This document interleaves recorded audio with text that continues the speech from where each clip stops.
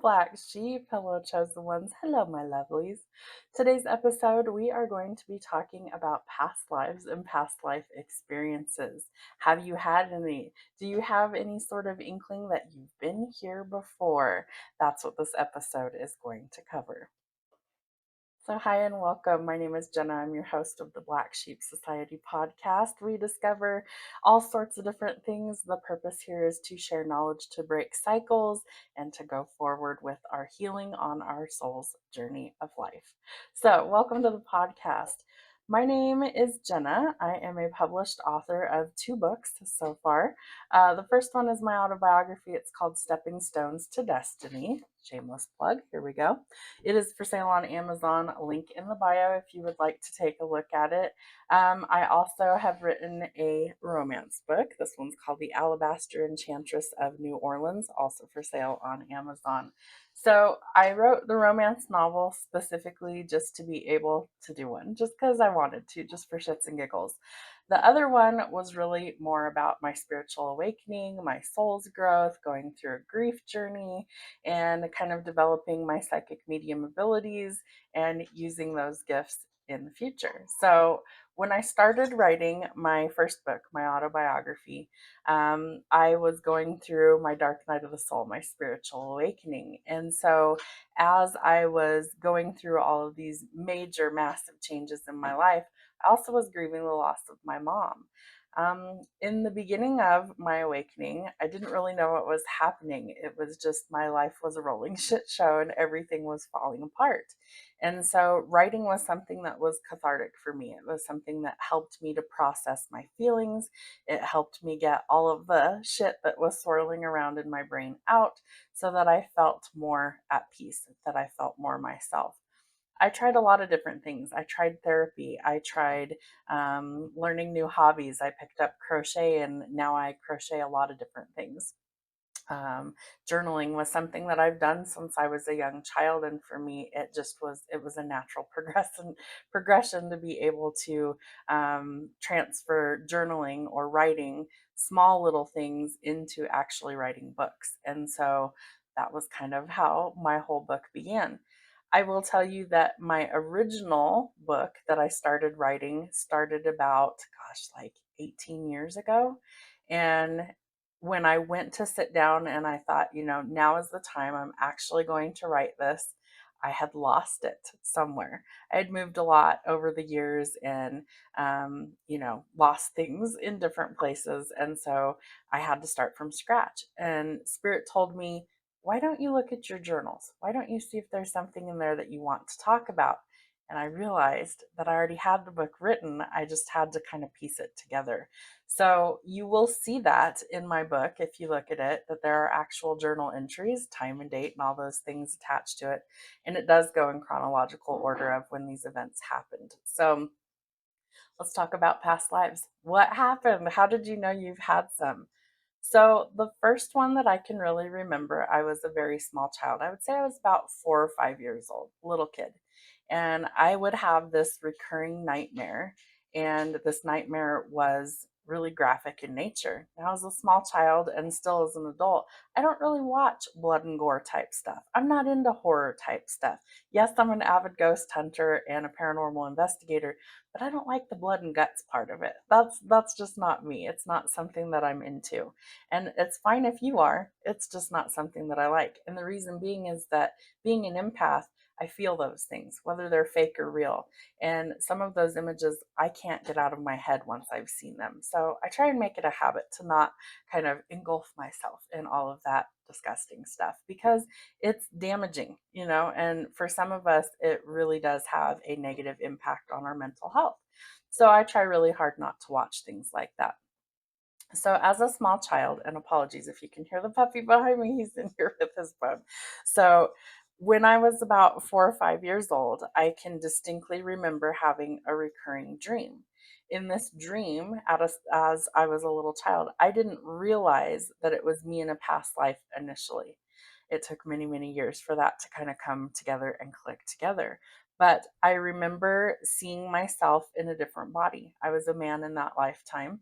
I would say the time period was about the 1920s, 1930s. And what's funny is I've always been drawn to that time and didn't really understand why. I just thought it was, I liked the way that they dressed. I liked, that things were really kind of changing and growing for the population, and technology was starting to develop, things like that. And I just was fascinated by it. So I always had kind of a draw to that, but didn't have a reason why. So I remember having this dream that was so disturbing to me as a child that it startled me enough that I got up and I went like crying to my mom, Mom, oh my gosh, I had this really bad dream. Can I sleep in your room? And she would say yes and everything, and I'd go back to sleep. So in the dream, I'm in a totally different time period, and I can tell because of the way that people are dressed in the dream. I can tell because of how the buildings and things look. I can tell because of the different objects that I could see that I was in a different time period and in a different body. So it was kind of weird. I didn't quite understand what was happening as a small child. So, the first thing that I see in this dream is myself in a man's body. I'm dressed in a suit and I have a fedora on and I look Italian. And to my knowledge, I don't have Italian heritage at all. So, I feel like I'm in either Chicago or New York in the 1920s, 1930s timeframe. And in this dream, I see myself and I'm walking down the streets to my office where I work. And slowly over time, after I had had this dream several times, some of the things had changed and some of the things had not.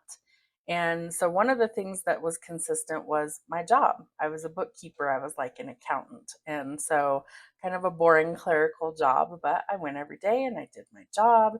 And I worked for some really high powered people. And so these high powered people had me doing their accounting, their books for their businesses, their companies.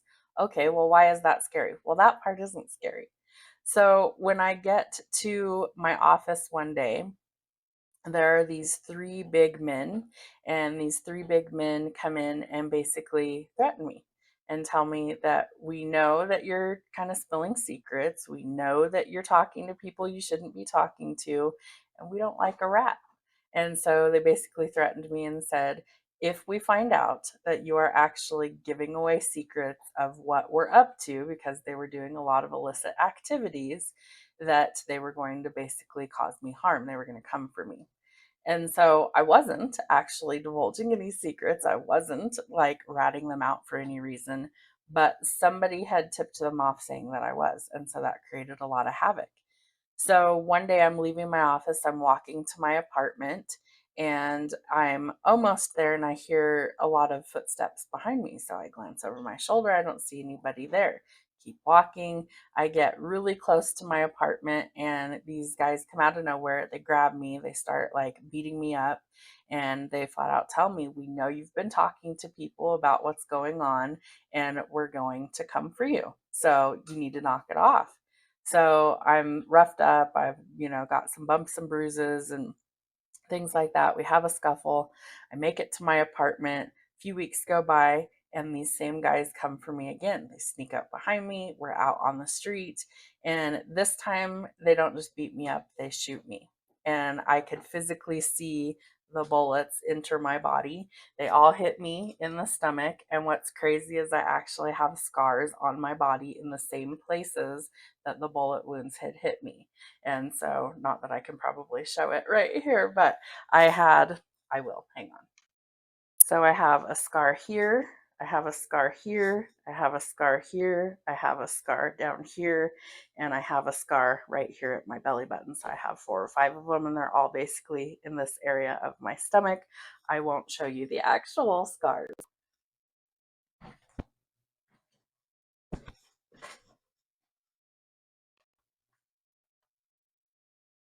So I would like to read to you these little stories because I think that you guys would actually enjoy them. So I was a small child, maybe 4 years old. I recall a dream about a very scary incident. At 4, I didn't watch scary movies. I didn't see gore. I didn't know much about anything yet in life. I had a recurring dream. I saw what I knowingly knew to be me, but in a different body. I was a man in this life. I believe it to have been in the 1920s or 1930s, somewhere in Chicago or New York City. I have to this day in 2025 never been to either city. So, how do I know what it looked like? Well, in the literal sense, I don't because I've never been there. But spiritually, I do. It had large skyscrapers. Everyone on the streets was dressed in suits and ties and ladies in dresses. I don't know what my name was then, but in the dream I had been given for many years caused many nightmares. It started when I was running from something or someone. They catch up to me, two men also in suits, and they are angry. They started to confront me. The vibe I got from these guys was that they meant business, and if I didn't give them what they were after, that they were going to make me sleep with the fishes. Yes, I got a mafia Thai vibe from them. I think I was Italian in a past life. More on that in a minute. The men that were confronting me were big guys. They kept yelling at me saying, "We know you have it, and if you don't tell us where it is, it's going to cost you." What did they want? Information on someone? A boss maybe? They rough me up, kick me, beat me, and tell me that they will be back unless I give them the thing that they are after. This in this life I was a bookkeeper for the mob. I knew where all the money went, all the illegal stuff that they did. I was trusted to always be loyal to them, and they thought that I was going to rat them out. They sent me a message that if I did, I would die.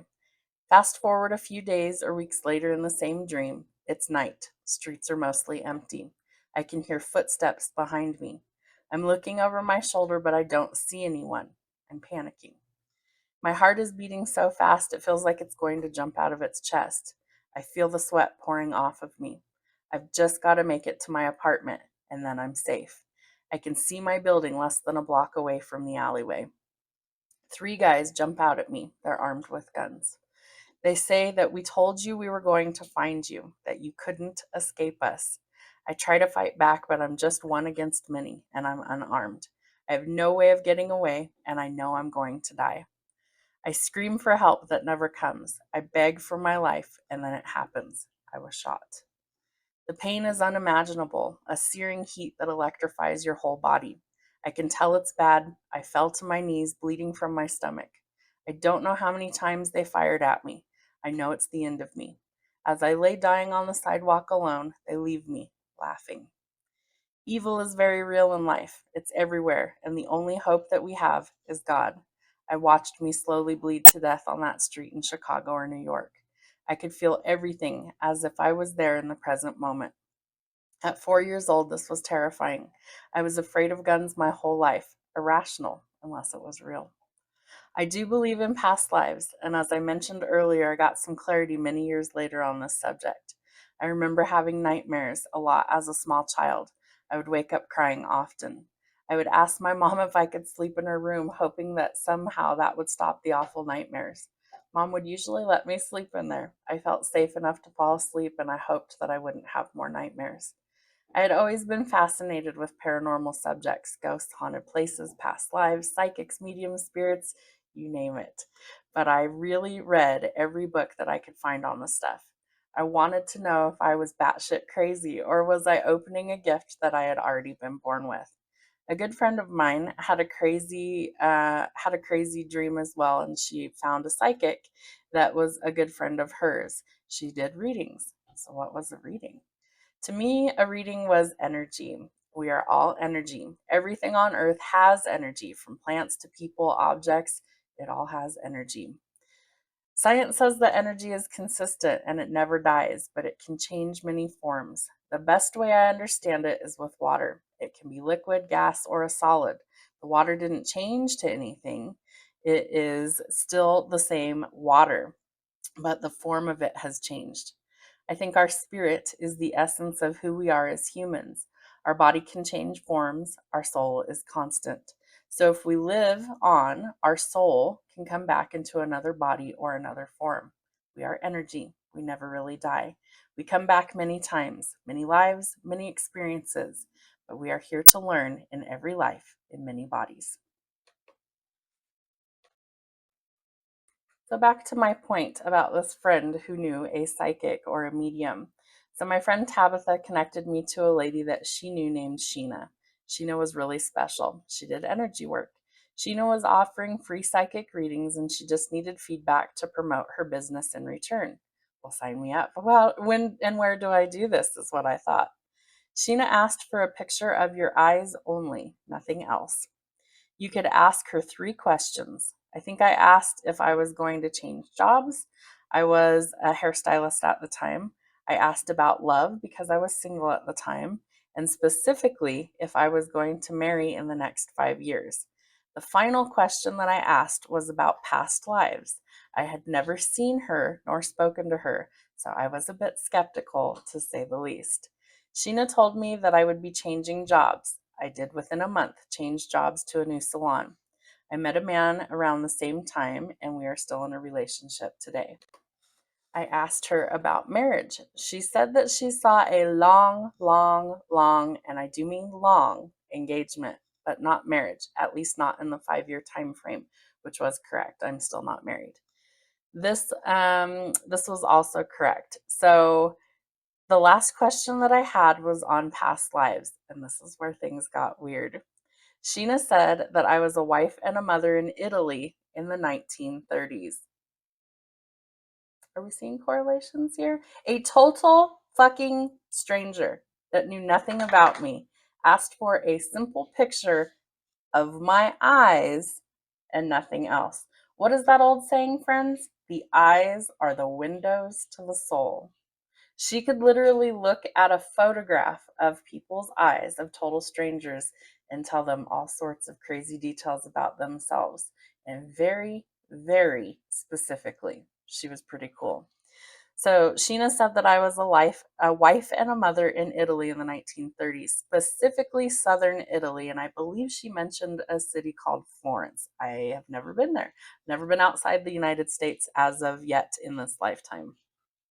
I've always been attracted to men with dark hair and wanted to see Italy. I've never been outside the US in my 45 years of life. Sheena says that I died from reproductive cancer, uterine, ovarian, or breast, or a combination of all 3. What's crazy is that runs in my family, but not on my mom's side, it runs on my dad's side. So it makes it a recessive gene, and I've been tested for it and I don't carry it. However, I have had many issues with my reproductive organs and subsequently had to have a complete and total hysterectomy at 28 years old because I started to have precancerous lesions and I had endometriosis and fibroids and a slew of other problems. So it's crazy how past life stuff was carrying forward into this lifetime. What's crazy is in that lifetime, she tells me I was a woman, but in my dream, I saw a man. So it's like, was I living in parallel timelines? Was there 2 of me? Were there multiple options of me? It's like there's so many things that it makes me wonder, it makes me curious about, it makes me think. And I may never know the answers until I leave this planet, but hopefully I get clarity once I do. So, I had always been intrigued by the 1930s, but I didn't know why. It's as if I felt connected to a time that I was never in. I felt so out of place in my current time, as if I was born in the wrong period. So, how could a total stranger know any of this stuff about me? Unless it's all real as can be. I had a second reading with her a few months later. Sheena again was correct on what she saw.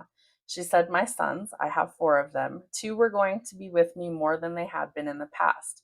Within a few months, I had them most of the time. One ended up living with me full time, and the other was at my house more than at his dad's. I don't know how she did this, but I can tell you that my experience was very real. Let's see. I don't know how she did this, but my experience was very real. Well, all of this just made me want to know more. My dreams were always showing me things that I couldn't have known. I studied things about dreams. I often looked up analogies or meanings of my dreams, and some made way more sense when I saw what they were trying to tell me. So that is one of the first past lives that I could actually recall. I consider that confirmation that a total stranger could give me viable details about a previous lifetime, things that I had always felt. I got confirmation. And this was many, many years before I realized that I was also a medium, that I was also a psychic. I had known most of my life that I had had prophetic dreams, and that's part of why I kept a dream journal for many, many years, was because my dreams would later happen. I would see things that I didn't understand, and some of them took many years to actually come to fruition and happen. Some of them happened much more quickly. And so I knew these things were actually legitimate, they were actually real, but I didn't know how to tap into it at will for many, many years until I went through my spiritual awakening as a result of losing my mom. Now, for those of you who've never seen me before, you're like, yeah, whatever, she's batshit fucking crazy. I promise you there's facts to back these things up, and I can legitimately prove all of the things that I have predicted. And so I write them down, I put dates with them so that when they happen, I can go, okay, well, I predicted this, at this time, and then it took this long for it to actually happen. So for me, my timeline of predicting things is usually within about 5 to 8 years. That's like as far out as I'm able to usually see, which is fine because a lot of things can change in 5 or 8 years with people, right? So you could go down a totally different path, change the trajectory of your life, and things could completely change for you. So we always have free will. That's important to mention that if you have a reading with somebody and you're like, oh my God, I don't want that to happen, well, you can deviate from that path and cause a different outcome. Nothing is completely set in stone until it actually happens. So know that going forward. So the second past life that I started to recall was during my spiritual awakening, and that happened in 2020. So we need a little bit of backstory on this because otherwise it probably won't make sense. So in 2020, I had a dream about my mom passing away that ended up subsequently coming true roughly a month or so later. So in this dream, I see that my mom has died in her home. She lived roughly almost an hour and a half drive from me at the time. She lived on her own. She had had 2 strokes previously, but she didn't want to lose her independence. She lived um, in a building that was meant for like disabled people, so everything was set up to make it more accommodating. She had elevators to get up and down the floors. She lived on the 8th floor of her building. She had wider doorways, so if she needed a wheelchair in the future, it would be accommodating to that, things like that. And she loved it. She loved having her independence. She liked being able to look out at her view from the 8th floor to the park that was across the street. She had a lot of friends in the building. She was still very active. She still walked a lot of places and things like that. But she needed a little bit of assistance after her stroke. So, long story short, in the dream, we didn't know that she had passed away for a couple of weeks, unfortunately. And we were later notified from police in the dream that she had passed away. And so all of those things came true. I was at a doctor's appointment with one of my children, and one of my nieces had called me and said, we can't reach grandma. Have you heard from her? And I said, I haven't seen her in about a week and a half.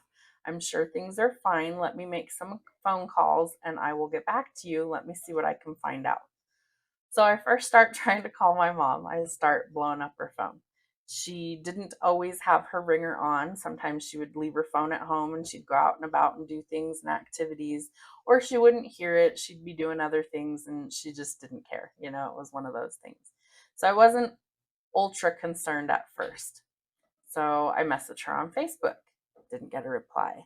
I text her, I call her, and after about 10 minutes of no reply, I was like, okay, I'm not getting anywhere. Let me call her office. This was in the midst of COVID during lockdown. So even if I wanted to gain access to her building, I wasn't allowed on the premises unless I was a resident or a caregiver. So I would have been denied access to even go check on her. So um, I remember calling her office, and I remember getting a hold of a woman and telling her who I was, telling her who my mom was, and telling her we've had some people that live in the building claim that my mom has passed away and we need somebody to go do a welfare check and let us know if she's all right. And they said, okay, we'll go up to her unit and we'll check on her and we'll let you know. We'll give you a call back. So I give them all my information.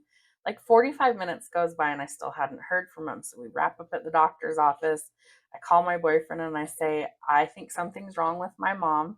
I can't reach her. my niece called me and said that one of the other people in the building um, said that my mom had died and that they were calling to offer condolences. So that was really unnerving, especially after the dream that I had had. So we make it all the way home, and I'm like, I can't wait anymore. Like, I got to know what the fuck is going on. So I called the local police department, told them everything that was going on, and I said, I need you guys to go do a welfare check. We don't know if she's dead or alive, and people are telling us that she's not alive. So can you please go check on her for us and get back to me? And they said, of course, so they went. That was the most uncomfortable 30 minutes of my entire life. And when my phone rang again, I got a sinking feeling in my stomach, and I just knew. I knew she was actually gone and that my dream had predicted it. And so the woman on the other end of the phone, her name was Marcy. There's irony to her name. I'll tell you that in a minute. And she was the victim's advocate for the Denver Police Department. And she said, um, very matter of factly, are you alone? Are you sitting down? Because we made contact with your mother's unit. And when we entered the unit, we found her in her bathtub, deceased, and the water was running, but she wasn't submerged, and she had clearly been there for some time, and we don't know exactly how long. She also made a comment that the police were confused on how the family knew anything because nobody had made contact yet, and they said it was really strange that the family knew because the police hadn't notified next of kin yet.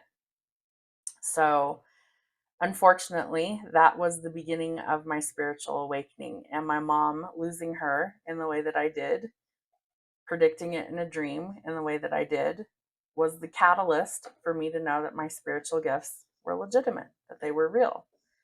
The only discrepancy from my dream to reality was my oldest stepdaughter in the dream tried to take over planning all of the funeral arrangements, and in my dream I punched her in the face. That was the only thing that did not come true. It didn't happen. So the rest of it was 100% what had happened. We learned through the grapevine from the police department, and that started the whole process of my grief journey, my spiritual awakening, my dark night of the soul, literally my entire world imploding on me and becoming who I'm truly meant to be and fulfilling my calling. So it had to happen. There's many times that I wish that it could have happened in any other circumstance because I wish that my mom was still with us.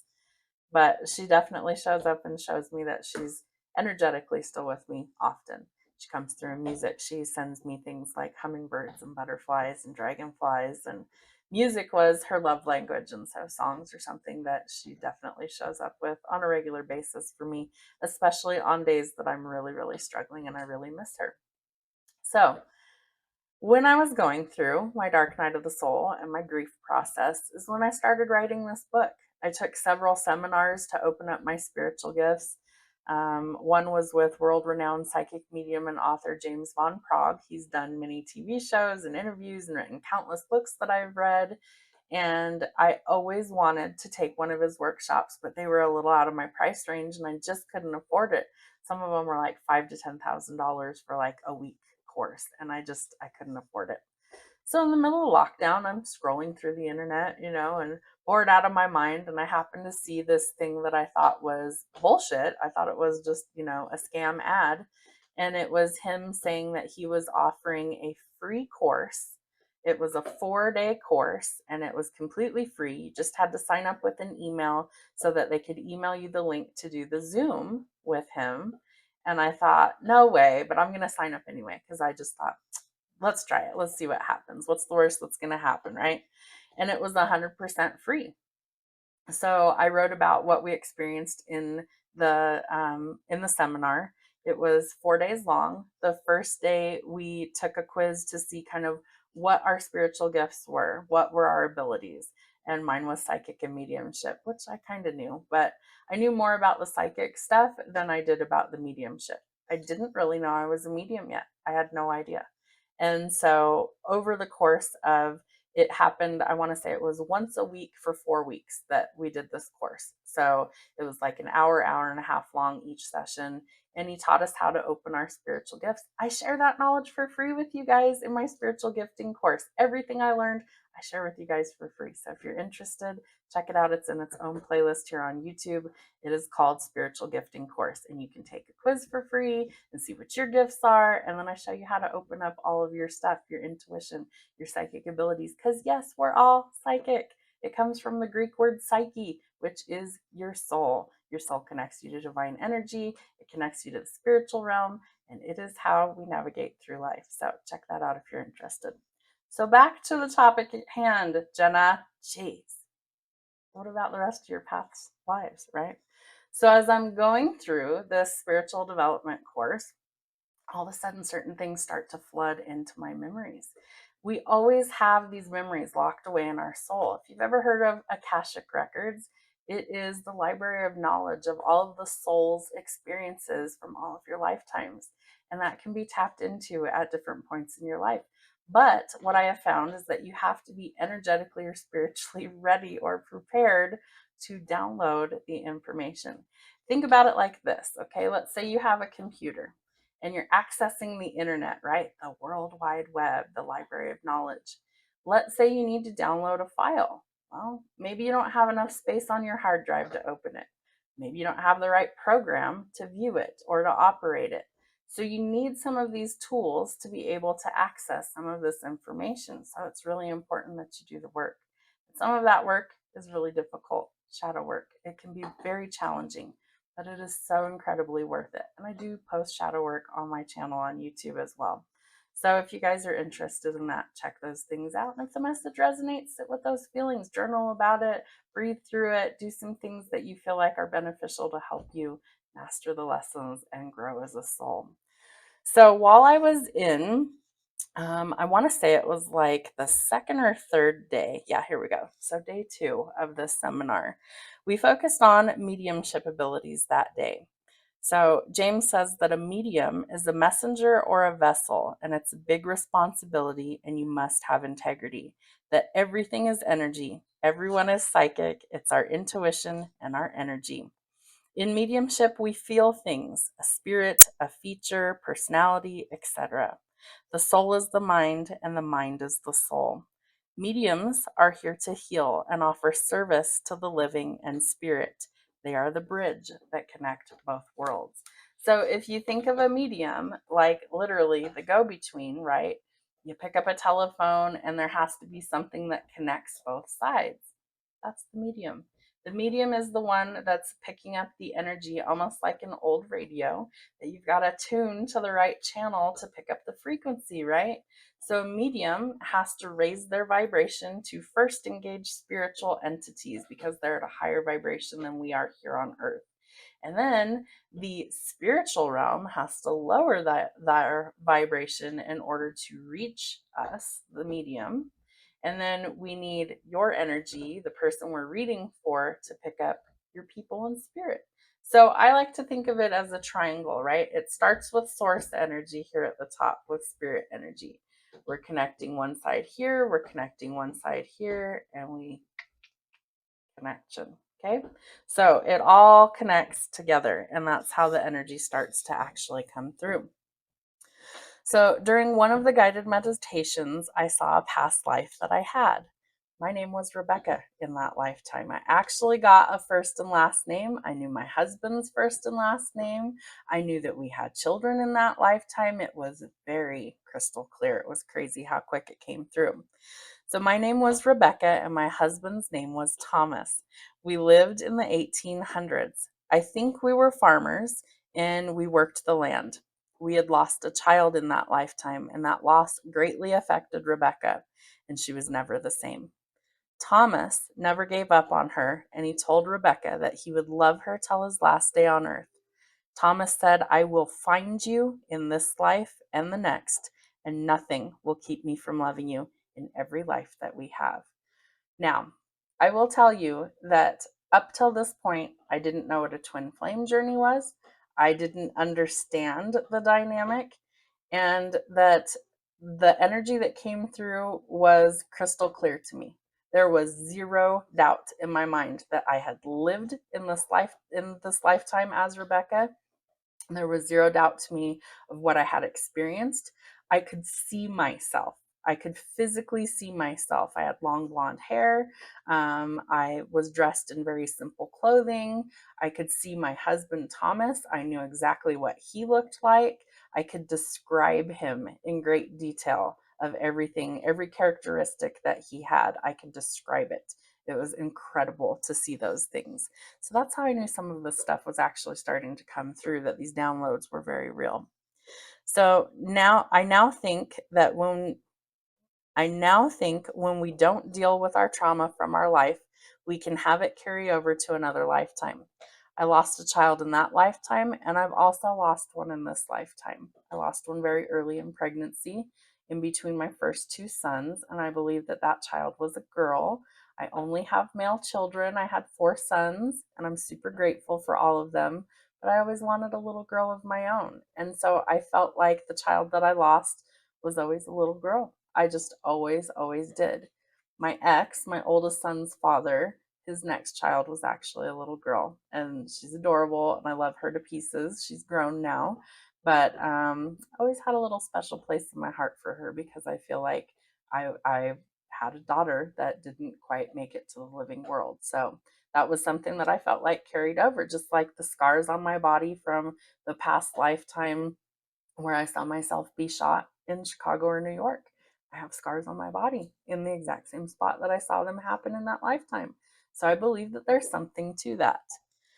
So let's see. The difference is, in this lifetime, I'm healing the trauma so I don't carry it with me into my next life. I used to only think that we had soulmates, and we do, but I've come to learn that we have many soulmates in life. Some are romantic, some are friends, and some are family, and some are also our pets. I've also learned of something called a twin flame. A twin flame is something new to me. It's best described as one soul split into two bodies. And when we incarnate on Earth, there is a male and a female counterpart, one half of each of the male and the female of the same soul. They may take a long time to find each other on Earth, but they always will. It makes me think of star-crossed lovers or past life soul partners. Think of it like this: you meet, and there is an instant connection or instant chemistry, and a certain knowing of your soul knows my soul. Soulmates on crack. It's a really incredible connection. It is ultra rare. Not everybody has one in every lifetime. If you are a true twin flame on this journey in life, you're here to help with the energetic shift of the planet into the 5D, or the new Earth. And we are energetically, slowly, ever so surely, making it to that next vibrational frequency. The twin flame connection is not something that we all come here to learn from. Our twin will mirror us in every way. They will be our greatest life lessons. They are here to heal us by healing all of the darkness within us. We heal so that we can live our life's purpose. Twin flames are here for service work. They share a common goal or a mission to help heal the masses or the collective. Your true twin will find you. It will change everything you know about yourself and your idea of love. There is the heavy purging that happens for both twins. Lots of inner work must be done to come into union and fulfill God's plan for your life. I do believe I am a twin flame. I also believe that I know who my twin is in this lifetime. There are some things that you just can't explain and rationalize, and this is one for me. So I had a sudden epiphany after I had this past life recall of who my person was. And no, I'm not ready to divulge this person's identity, but I do know who they are without a doubt in my mind. Has never been another person in this lifetime that has ever evoked that kind of emotion for me. There has never been another person in this lifetime that I feel like I'm literally looking at a mirror of who I am at my core as my soul. Um, it's hard to put into words sometimes. You just fucking know, and there's no other way to describe it. You just fucking know, and it doesn't make sense. You can't rationalize it. There's no rhyme or reason why this person should be, your other half of your soul, but they are, and you just know it. So I started having more and more flashbacks to different lifetimes after I did this seminar and when I did this seminar. And it was all part of my soul's growth and development to engage my spiritual gifts. So it was really an important experience. There's also something called a karmic partner. I also have one of those. These can look like a soulmate and they can even be one at first, but the karmic partner is meant to teach us really hard lessons. We can have a hard time leaving these relationships, almost like we are bound by one another or bound to one another. They are usually a very hard relationship, but it's how we grow as souls and learn what we are truly here to do. I believe that I've had a few of these in my life, and they are very hard lessons to learn, but without them, we don't grow. God has a way of knowing who and what we need to let us learn exactly the lessons that we need at just the right time. I've learned it's called divine timing. What does all of this matter, you ask? Well, these are relationship experiences, so it matters. So, twin flames connect in different realms. We live in 3D, but twin flames connect telepathically in the fourth and fifth dimensions, usually before we meet in the 3D world for the union. 3D is what we're in every day. 4D is consciousness, and we connect to our twin energetically in this realm. Once we have met, and sometimes before we meet, we connect to 5D. This is where it gets interesting. In 5D, we can connect to the mind and communicate mind to mind through telepathy. Through dreams, telepathy, and energy, we can feel each other. Twins on 5D feel the other's pain and emotions. When one is hurt, the other feels it, knowing a soul intimacy. Telepathy is the main thing possible in 5D. 5D will literally blow your mind. If this sounds completely out there and completely woo woo, I encourage you to do some research because there's lots of us that are experiencing 5D already. Some of us are even past 5D because we're in that Christ consciousness energy. We're in an elevated state of consciousness, is really what that means. Christ consciousness is all about love, light, and spiritual growth, really. Your soul purpose, the reason you're here, the reason you exist, what your mission work is, what you're here to do. And so some of us have done a wide range of evolution and soul growth and spiritual development in order to access those spiritual gifts and our calling, why we're here, what our purpose is. And we're here to help the collective. So we're here to help people. I consider myself a light worker or an energy worker. My life, the reason I exist is to help others heal. That's my purpose for being here. My knowledge that I possess, I'm meant to share that in a public way. That's why this podcast came about. My goal is to give you tools and information so you can live your best life, so you can break cycles, so you can heal, so you can change a dynamic that's not working in your life. And that is my purpose for existing. That is my purpose for why I'm here. So back to 5D. Imagine that you could have an entire conversation with somebody just through your thoughts.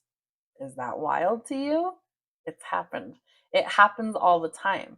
When we're in an altered state in meditation, a trance, dreams, things like that, we're accessing those realms. We're communicating through thoughts. When I channel for people in a private reading, that is exactly what I'm tapping into is the consciousness. So you hear a lot of times people talk about like the collective, right? Spiritual people, tarot readers, things like that. We always talk about the collective. The collective is the consciousness of every living person, every living being, truthfully, on this planet. Plants have energy, animals have energy, humans have energy, and we tap into that. You know the old cartoons where you see like the thought bubble above their head? Think of the collective consciousness as a giant thought bubble. And you can connect your thought to that thought bubble and pull out information from the ethers and absorb it. You can also send energy or thoughts into that collective, into that thought bubble, and kind of manipulate or change the energy, communicate and transmute or transcend energy, thoughts, all of those things. So it's a really incredible journey, and I encourage you guys to meditate, pray, and tap into that collective consciousness because it's an incredible journey to be a part of. The last little bit about twin flames and when they come into union. To my knowledge, the union won't happen usually until lots of healing has been done. But when it does, it's unlike any connection that we have ever experienced before. So, this one really piqued my interest the most, I would say, the most out of all of my past lives. The reason being is it was the most clear and it involved a twin flame dynamic. And so I started kind of digging deeper and doing some research on my own about what does all this mean? What does this mean for me? I stumbled upon other people that did readings for twin flames specifically. And one woman was so informative that I feel like she probably helped me the most. She has a YouTube channel. It's called Guided by Angels. Her name is Liz Harrison. She's designed a gazillion decks for twin flame readings. She does daily readings on her channel. And she really helped me start to kind of understand and navigate this really challenging dynamic that I felt I was in. And so over the last 5 years, I feel like I've learned a lot. I feel like I've hopefully helped others along their journey, things like that. But I wanted to understand this person, this other half of my soul, because a true twin flame, they are your mirror, right? They're the other half of you. And so I became a little bit obsessed, honestly, with this other person. I wanted to know literally everything about them, and they were a public figure, so it made it kind of easy for me to, spy on them, to see things that I wanted to see. And so they were like the greatest mystery of my life, and I just needed to know everything about them. At this time, I wasn't really on social media. Like, I think I had a Facebook. I wasn't posting on YouTube or anything yet. My TikTok wasn't, I didn't have a TikTok or anything. I think I had an Instagram that I like barely posted on here and there. And I really didn't have like a social media presence at all at the time when this started. And that changed because of my purpose. Like, I had to have social media to be able to connect with people because nobody knew who the fuck I was, right? I'm still an unknown. I still have really small channels, which is fine. I'm okay with that because I would love to keep my privacy as long as possible. However, I know that my North Node being in Leo, that's not going to last forever. Like, I'm not going to have the option to always have privacy. And so I struggle with that because I like to just kind of be a wallflower. I like to blend in and nobody know who the hell I am. So I know that in the future that will change. I know that Spirit has revealed that to me numerous times, and I've had other people confirm that for me as well. So we're going to hold on to the privacy for as long as humanly possible. But in these past life memories, I started to uncover a lot of different things.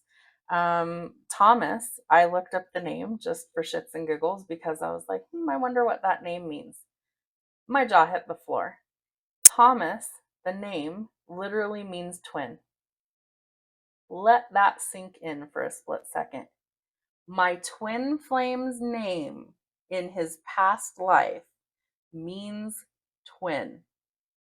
How's that for confirmation and irony? My name, Rebecca, meant to bind, bound together forever. I am bound to my twin forever. Are we starting to see some fucking weird correlations here?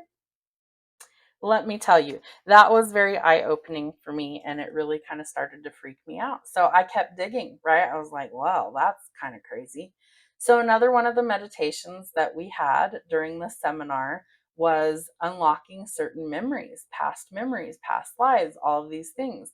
I had subsequent, I want to say 2 or 3 more. I also met a spirit guide that I didn't know anything about. So the last one that I'm going to share with you guys today, if you want to know the rest of them, you've got to buy the book, Stepping Stones to Destiny. This one, my autobiography, check it out. It's for sale on Amazon. I'll link it in the description box below. So the last one that I'm going to share with you guys has to do with ancient Egypt. Now, I've always been drawn to ancient Egypt. I've always had this fascination about hieroglyphics and the pyramids and just, life in general. I've never been outside the United States in this lifetime, but I've always been fascinated by different places around the globe. For one, it's always intrigued me, how in the world did they build these ancient temples and pyramids? How did they do that? I don't know. I've always been fascinated. Is it alien technology? Maybe. Did we have supernatural abilities and powers like they did way back when in Atlantis times? Are there otherworld entities that helped us to do these things? Was it giants? Was it the Nephilim? All of these things flooded through my mind, right? We could get into that in a different podcast. If you guys want to comment, let me know.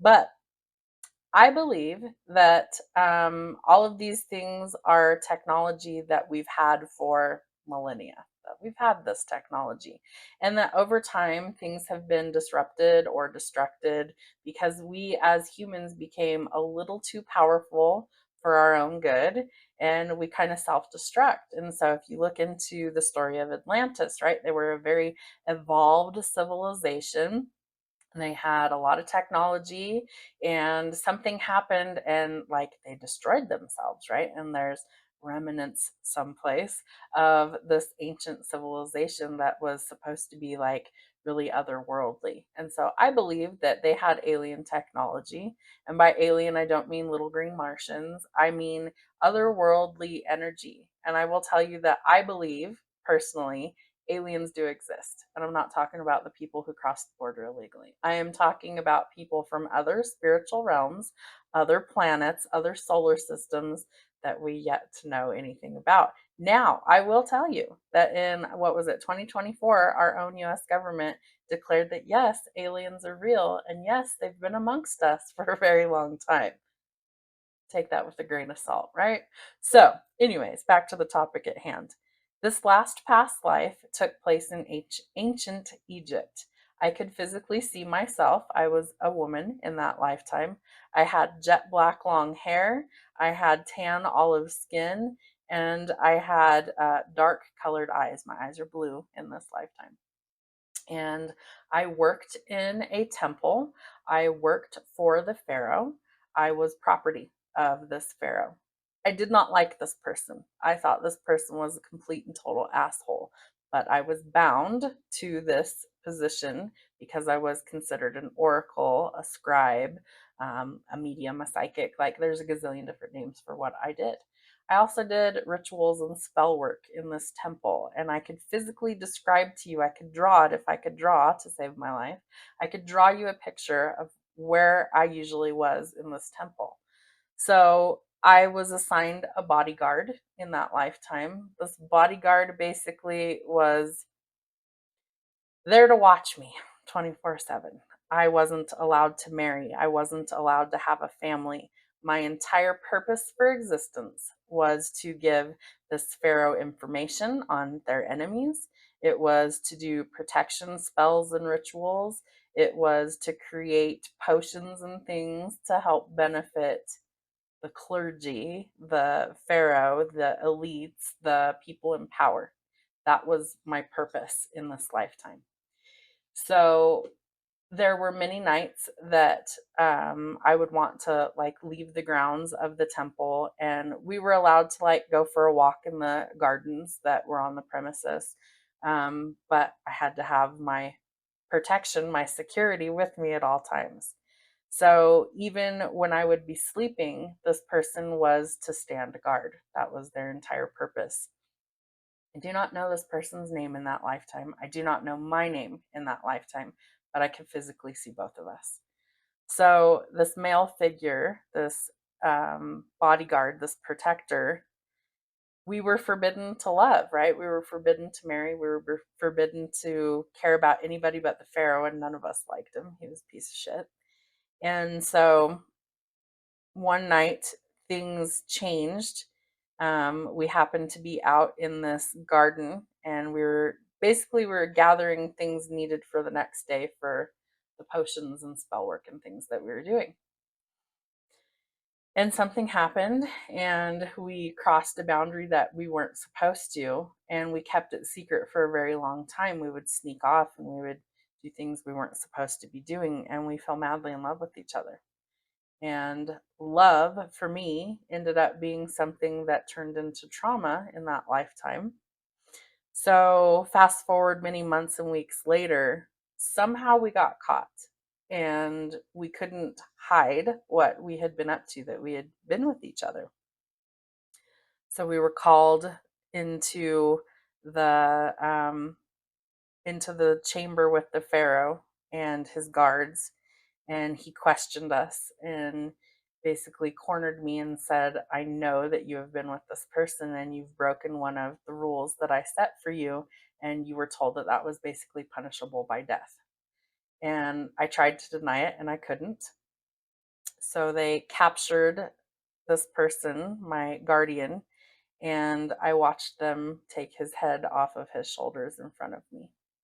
And it was horrific and it was traumatizing, and I could see this in this past memory that I had, and it made me so angry that the next day I decided that I would no longer work for somebody like that, and I took my own life.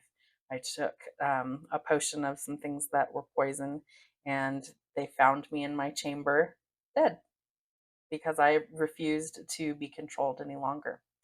So our mission work in that life was that we were supposed to actually help set free the slaves in Egypt, the Israelites. We were supposed to help set them free. And we did not fulfill our mission work because he was murdered and I took my own life. So we had a lot of karma that we had to pay forward in subsequent lifetimes. It was part of our soul contract. So I did not wish to reincarnate for many, many hundreds and thousands of years after that, because I didn't ever want to fall in love after that. I didn't ever want to lose the person that I loved more than anything else. And it was a lot of trauma that my soul experienced. And so I decided that it wasn't worth my time. And then the next lifetime that I recall would have been the one with my twin flame Thomas and Rebecca in the 1860s, somewhere in Oklahoma.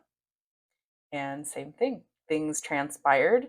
We lost a child, and that took a toll on me. And so I took my own life in that lifetime. And that left karma for my partner, for my twin flame. So, are we seeing a pattern here that some of these things start to repeat?